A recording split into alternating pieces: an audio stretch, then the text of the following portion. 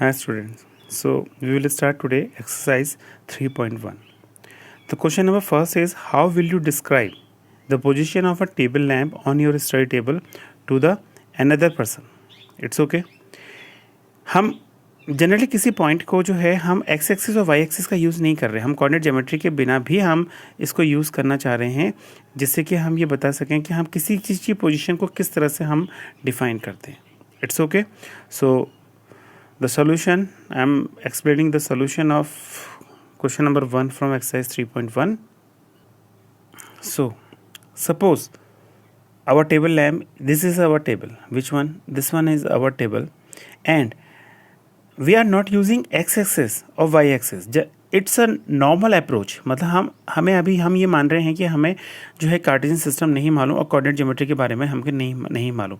अगर ये मेरा एक टेबल लैंप है, इसको हम एक नॉर्मल अप्रोच के थ्रू किसी भी आपसे पूछा जाए कि टेबल लैंप जो है आपके टेबल पर रखा हुआ है और इसकी पोजीशन को आप किस तरह से डिफाइन करेंगे, तो हम ये कह सकते हैं कि सर हमारा ये अगर ये टेबल है तो हमने क्या किया, लेफ़्ट लॉन्ग साइड, हम अगर इस साइड से बैठे हैं जहाँ से मेरा पेन है वहाँ से हम हैं और हम यहाँ से बैठे हैं, हमने कहा कि एक लॉन्ग साइड लेफ़्ट वाली ये है, एक राइट हैंड साइड वाली जो साइड है वो लॉन्ग साइड वो हो गई, ऊपर वाली को लॉन्ग साइड इन अपर हाफ मीन्स यहाँ से अगर हाफ करते हैं तो ये ऊपर साइड को हो गई और ये हमारा क्या हो गया, बॉटम पार्ट में हो गया.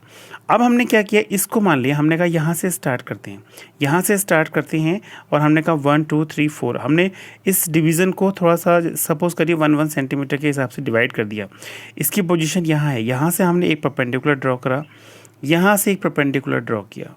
It's okay. उसके बाद हमने कहा इसको भी हमने डिवाइड कर लिया 1 2 3 4 5 6 इस तरह से, यहाँ तक सपोज करिए 9 सेंटीमीटर में आ रहा है. ठीक है.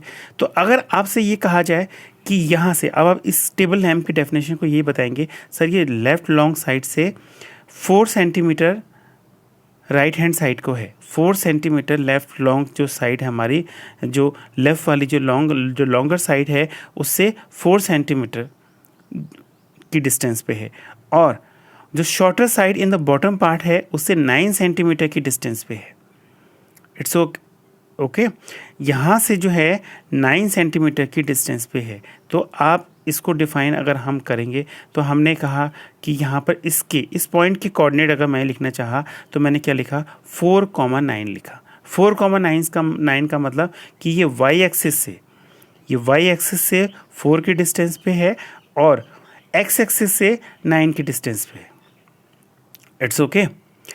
तो ये एक जनरल अप्रोच है, इसमें अभी कोऑर्डिनेट ज्योमेट्री नहीं यूज़ की है. अगर मैंने कोऑर्डिनेट ज्योमेट्री यूज़ करी होती, कोऑर्डिनेट के हिसाब से मैं इसको डिफाइन करता, तो मैं इसको आगे क्या लिखता, यहाँ पर मैं लिखता कि ये एक्स एक्सिस है और ये ओरिजिन हो गया और ये हमारा क्या हो जाएगा, यहाँ पर जो है हमारी वाई एक्सिस हो जाएगी. अगर 1 1 के डिस्टेंस से मैंने इसको डिवाइड कर रखा है तब मैं इसको इस पॉइंट्स को लिखता क्या, 4,9 लिखता, तब ये बताता कि ये एक्स एक्सिस से, ये वाई एक्सिस से, ये एक्स एक्सिस में कितना है 4 सेंटीमीटर और वाई एक्सिस में कितना है, ये 9 सेंटीमीटर है. तो यहाँ पर हमारा ये वाई एक्सिस में आता 9 और ये हमारा क्या आ जाता, ये हमारा एक्स एक्सिस में आता. और अगर हम इसको डिवाइड करना चाहते तो इसको 4 पार्ट्स में डिवाइड भी कर सकते थे. ये हमारा फर्स्ट क्वाड्रेंट, ये सेकेंड क्वाड्रेंट, ये थर्ड क्वाड्रेंट और ये fourth quadrant.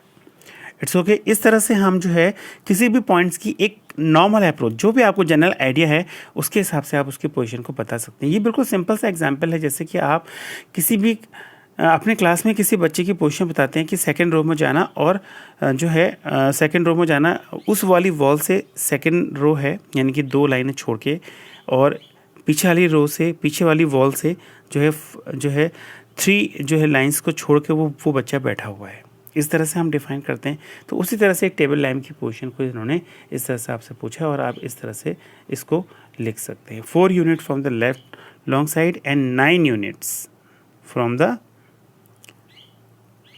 Shorter side from the bottom part. It's okay. We can say it's a 9 unit.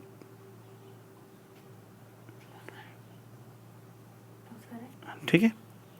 Now the question number 2. अब हमारा सेकंड क्वेश्चन है, it is a city has 2 main roads which cross each other at the centre of these 2 roads are along the north south direction and east west direction.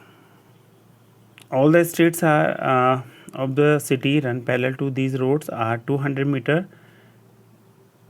and apart. There are 5 streets in each direction. Using 1 centimeter to is equals to 200 meter. Draw a model of the city on your notebook. Represent the road or streets by the single lines. There are many cross streets in your model. A particular cross street is made by the 2 streets, one running in the north-south direction and another in east-west direction. Each cross street is referred to the following manner. If the second street running in the north-south direction and fifth in the east-west direction at some crossing, then we will call it is 2,5. It's okay.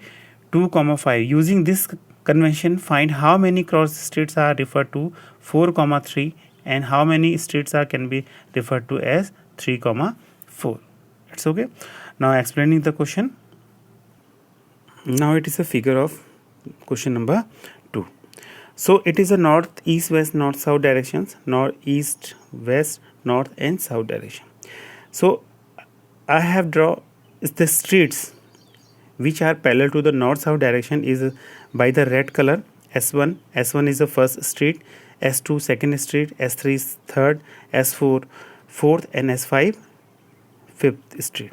The same way some streets are parallel to the east-west direction, east-west, and they are in blue colors, the parallel. The street number 1, S1, 2, 3, 4 and it is a 5. It's okay. So if these are the street, they will cross each other. I guess exactly they are crossing. There are so cross section points are there. This one, this one, this one, this one, this one. They are cross section points. The question is there. It is given in the question. Question में ये दिया हुआ था, उसने एक example बोला था कि अगर नॉर्थ साउथ वाली जो डायरेक्शन है उसके पैरेलल अगर मैं सेकंड वाली रो लेता हूँ, सेकंड वाली स्ट्रीट लेता हूँ, तो इसने सेकंड स्ट्रीट ली और ईस्ट वेस्ट के पैरेलल जो स्ट्रीट है उसमें अगर हम फिफ्थ वाली लेते हैं तो एक पॉइंट यहाँ पर डिफाइन करते हैं. इस वाले पॉइंट का जो है डायरेक्शंस क्या हो जाएंगे, इस पॉइंट का जो कोऑर्डिनेट होंगे वो क्या होंगे.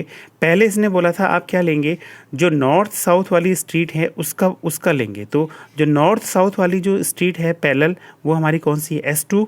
इसलिए हमने इसका नाम क्या रखा, इस पॉइंट को पहले लिखेंगे 2, उसके बाद जो ईस्ट वेस्ट के पैरेलल है वो कौन सी है, फिफ्थ.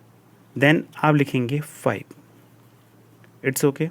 तो हमें सिर्फ इस वाले इससे पता चल गया कि सर ये जो है सेकंड है वो डिफाइन करता है एक ऐसी स्ट्रीट जो नॉर्थ साउथ के डायरेक्शन के पैरेलल है और 5 एक फिफ्थ स्ट्रीट है, street number 5 which is parallel to east west direction. इसी तरह से इसने क्वेश्चन किया था कि 3,4 एक हम आपको पॉइंट दे रहे हैं और एक 4,3 एक पॉइंट दे रहे हैं. क्या ऐसे कितने इंटरसेक्शन पॉइंट होंगे, ऐसे सिर्फ सिंगल इंटरसेक्शन ही तो पॉइंट होंगे. बिकॉज 3,4 का मतलब a street which is parallel to north south direction, it is only 1 because it's a street number 3rd. Because 3 हमारा डिफाइन क्या करता है, एक ऐसी स्ट्रीट जो कि नॉर्थ साउथ डायरेक्शन के पैरेलल है, वो एक ही तो स्ट्रीट है, एक ही तो रोड है. और 4th हमारा क्या डिफाइन करता है, एक ऐसी स्ट्रीट जो कि ईस्ट वेस्ट के पैरेलल है, तो वो भी तो एक ही स्ट्रीट है, that is a street number 4.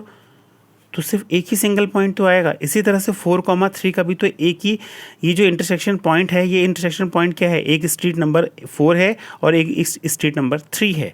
क्योंकि हमने पहले ये बता रखा है कि जो हम पहला पॉइंट लेते हैं, जो पहला नंबर लेते हैं स्ट्रीट का, वो हमारा क्या होता है, नॉर्थ साउथ डायरेक्शन की जो पैरेलल होती है. तो नॉर्थ साउथ डायरेक्शन के पैरेलल देखिए S4 है जो कि रेड कलर से है, और 3 का मतलब क्या है कि हमारी वो स्ट्रीट जो कि हमारी ईस्ट वेस्ट के पैरेलल है. Yes, it is S3, so it is 4,3. तो इसने यही क्वेश्चन किया था, ऐसे कितने क्रॉस स्ट्रीट्स आएंगी जिनके कोऑर्डिनेट्स 4,3 होंगे, 3,4. सिंगल हमारे यहाँ पर क्रॉस सेक्शंस आएंगे, सारे सिंगल क्रॉस सेक्शन हमारे यहाँ पर आएंगे. It is a question number 2 of exercise 3.1. It's okay.